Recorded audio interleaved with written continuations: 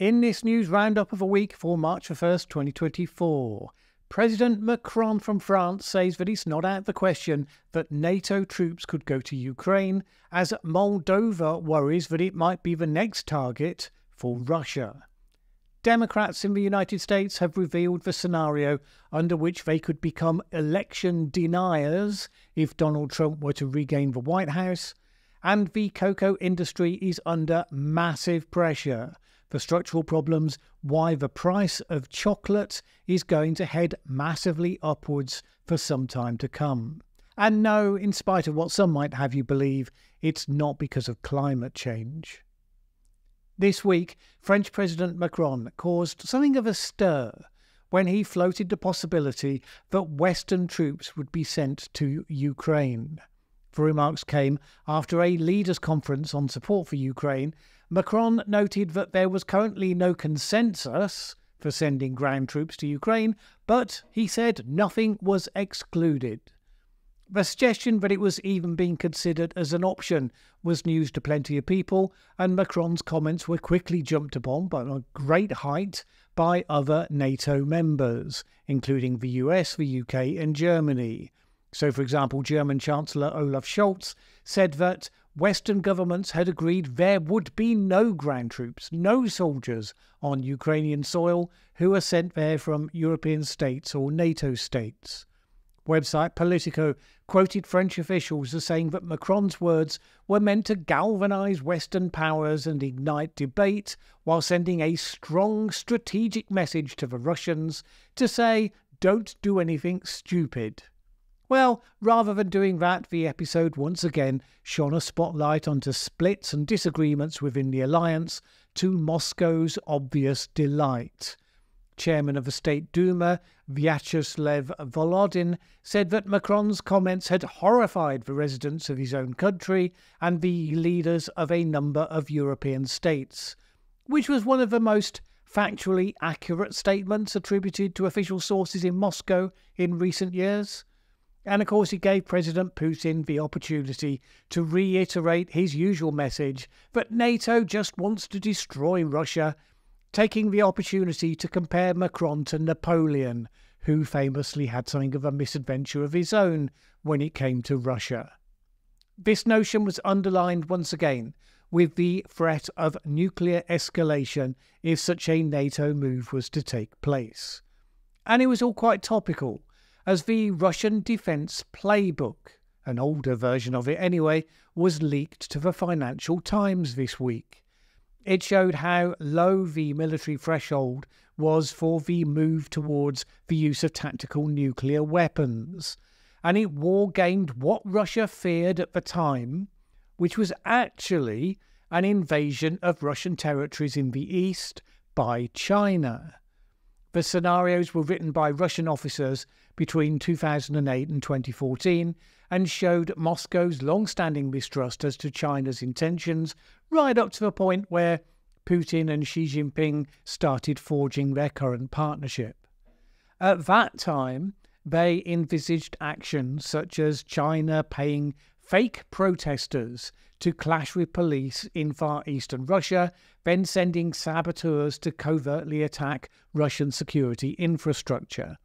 Once tensions reach a boiling point, China increases defence production and deploys army units at the border, even as it's starting to accuse Russia of genocide. It won't have escaped your attention, I'm sure, that this scenario's not a million miles away from Russia's own behaviour in relation to Ukraine. Now, the idea that might actually happen between Russia and China now is long gone.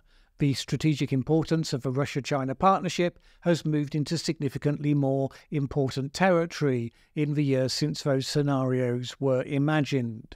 However, you might still get a frisson of recognition with the news this week that the leaders of the breakaway Moldovan region, Transnistria, appealed to Moscow to, quote, stop the genocide and help the Russians living in that region. This is reminiscent of the political theatre carried out by Ukraine's separatists in eastern Donbass, which was used to create legitimacy for Russian encroachments there. The Russian Foreign Ministry has said that protecting Transnistria was one of Moscow's priorities, and it would carefully consider the request. Now, geographically, acting on it wouldn't be a simple matter. The region borders Ukraine, but it's separated by some distance from Russian-occupied areas, so accessing it would be logistically very difficult. Nevertheless, the moves are reminiscent enough of the standard playbook that Western nations, convinced that Putin has no intention of stopping at Ukraine, are concerned. The European Commission said that Moldova had its complete support. For whatever that's worth, Washington likewise said that it supported the sovereignty and territorial integrity of Moldova. Well, till the next election anyway, and after that, well, who knows? For now, Transnistria hasn't asked for as dramatic an intervention as an annexation, but it's using the genocide rhetoric, if nothing else, as a counter to the Moldovan government's efforts to prepare the country for joining the European Union, having been granted candidate status alongside Ukraine in 2022. Right now, it's a red flag rather than an immediate crisis, which is a principle you could apply to the next item as well. Because meanwhile, in the US, the most dismal election continues, relentlessly draining the life of a nation down the plug hole of history. I've mentioned in the past my view that the nightmare scenario for 2024 elections is that there is a narrow victory for whichever side, and then the losing side refuses to accept the result. Now, I've had a few pushbacks for those descriptions, mostly from Democrat supporters, or at least anti-Trumpers, saying, "Come on, Mallen, it's only one side. Who would ever deny the result of an election?" My line then was, well, the details will present themselves as the time gets nearer, but right now both sides have talked themselves into a place where acceptance of defeat is almost impossible for them to confront. And this week, we got a first glimpse of what that alternative might actually look like in practice. An extended article by Russell Berman in The Atlantic laid it all out, and it would come down, the piece said, to what sort of ruling the Supreme Court makes on the Trump as insurrectionist case.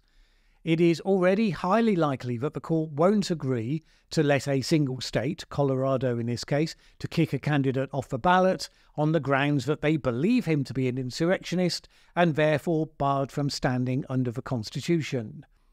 But the court could do that without actually making a ruling as to whether Trump is actually eligible under said Constitution to be on the ballot.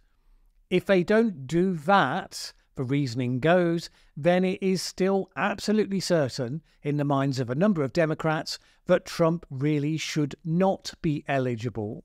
And that might mean, if they get enough votes to swing the House in their favour, they could have the votes to prevent him from taking office. In interviews, senior House Democrats have said they would only certify a Trump election win if the Supreme Court affirms his eligibility to stand. Representative Adam Schiff expressed the bleeding obvious in response to that particular scenario by saying, "That would be a colossal disaster. We already had one horrendous January 6th. We don't need another." As a reminder, the 14th Amendment bars people who have engaged in insurrection from holding office, but it doesn't define the term legalistically. And Trump has not been convicted of fomenting an insurrection. His attempted impeachment on those grounds was not successful. None of his outstanding court cases would even address it either. So if you're dyed-in-the-wool anti-Trump and simply can't accept him winning, it is, of course, intuitively obvious to you that he's an insurrectionist. Alternatively, if you're a dyed-in-the-wool pro-Trumper, simply can't accept him losing, then it is intuitively obvious to you that he's not, but that the other side will be exactly that if they try to block him. None of this is made easier by the performative nature of US politics in recent decades. Democrats have actually objected to the certification of every GOP presidential winner since the year 2000. But it was always obvious that those were challenges that were not going to go anywhere. They were premised on disputing the outcome, never had a chance of being successful, so it gave an opportunity for politicians to make a grand gesture, as they like to do, for the admiration of their base with no real consequences attached. The only thing guaranteed in 2024 is that no such operation is going to have an absence of consequences. Democratic Representative Jamie Maskin said that the awareness of political instability and violence as a consequence would be something that Democrats would be very mindful of when trying to work out what they would do in that scenario, but the potential fallout wouldn't necessarily stop them from trying to get him disqualified. He said, "We might just decide that's something we need to prepare for." And there you have it. I rest my case. Blame who you want, justify it how you will, but when I say that the US is in a civil war mindset, that's rather the sort of thing that I'm referring to.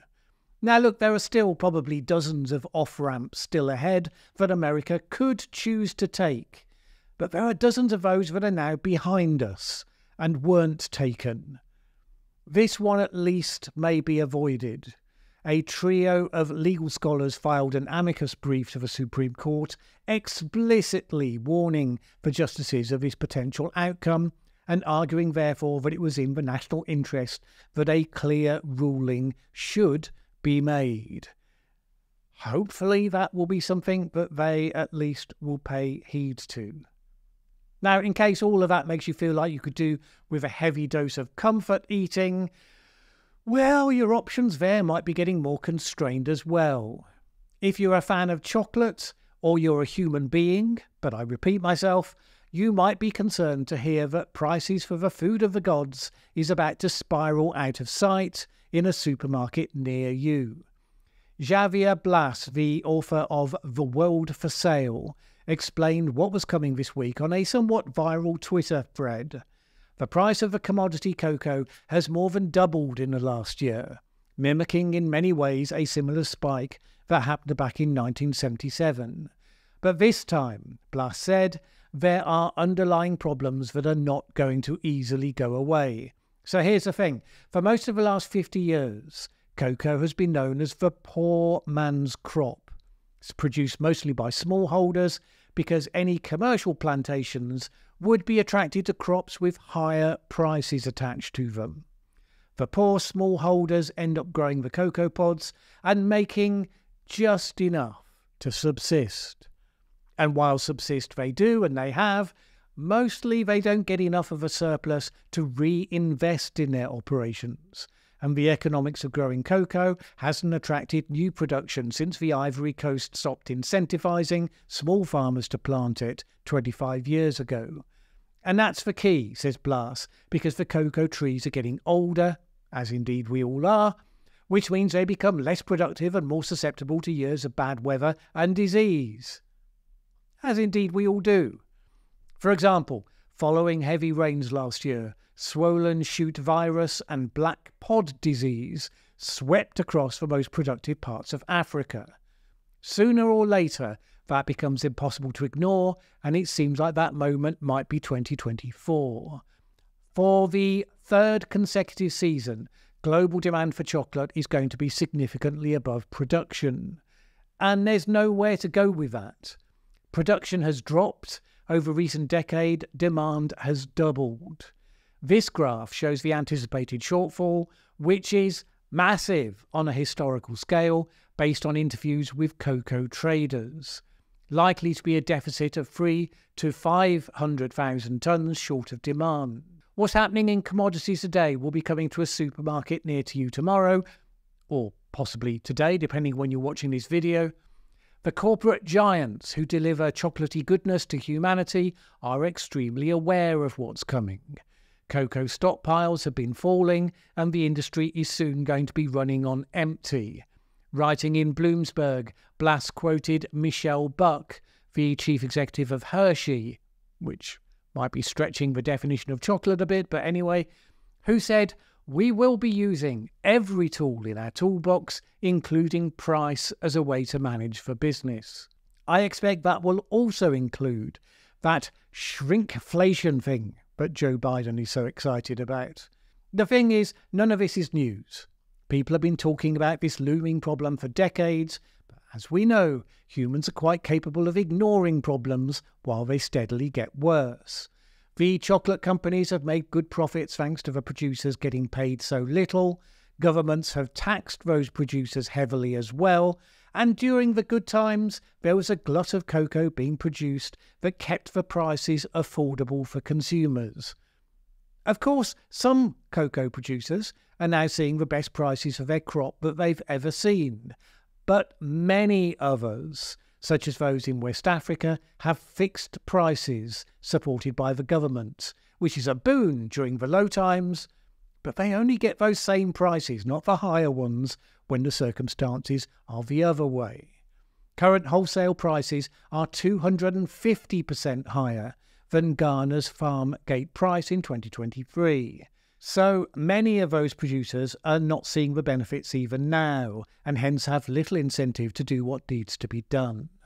The thing is that millions of old cocoa trees need to be replaced with new ones. Farmers need to be involved to work more optimally with what they have, with proper use of fertilizers and so on. Now, some people have jumped quickly to the conclusion, of course, that the coming problems with the price of cocoa are all down to climate change. Right now, that does not seem to be the case. There are real structural problems that will take more creative solutions. The prices basically need to remain high for an extended period to encourage the planting of new trees, while also damping down demand in the meantime. But none of us are going to enjoy that. Of course, we do expect more of the weather extremes that have recently hurt the crops and added to the problem. And that obviously isn't going to help. 60% of the world's crop is concentrated in Ghana and Ivory Coast, which saw unseasonably high temperatures and heavy rainfall last season, and drought this season. This time, that was almost certainly more to do with the current El Niño conditions than global warming, but it's an indicator of vulnerability.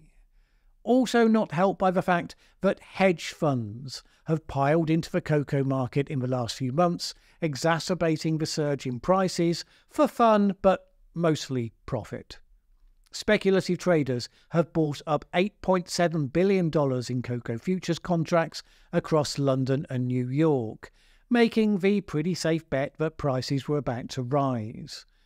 There's also the question of whether prices in the EU might be even higher because of some new deforestation legislation that's due to take effect there, although some of the cocoa giants seem relatively on top of that one for all that they're grumbling about it.